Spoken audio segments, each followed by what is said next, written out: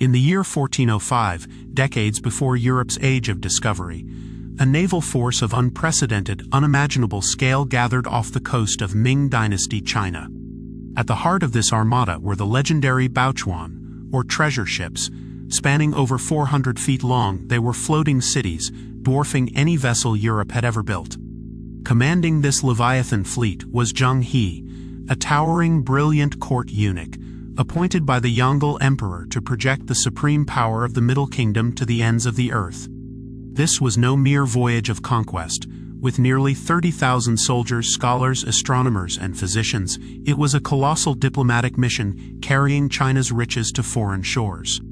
Navigating by the stars and advanced magnetic compasses, the fleet cut through the treacherous South China Sea, charting paths to Vietnam, Java, and Malacca. Everywhere they anchored, local rulers bowed in awe. Zheng He traded priceless Chinese silk, exquisite porcelain, and gleaming lacquerware for local tribute. They sailed as far as the east coast of Africa. From these distant lands, they brought back exotic treasures, including ostriches, zebras, and even a giraffe, which the imperial court hailed as a mythical Qilin. For nearly 3 decades, across 7 epic voyages, Zheng He ruled the waves, establishing a maritime Silk Road that connected empires across thousands of miles.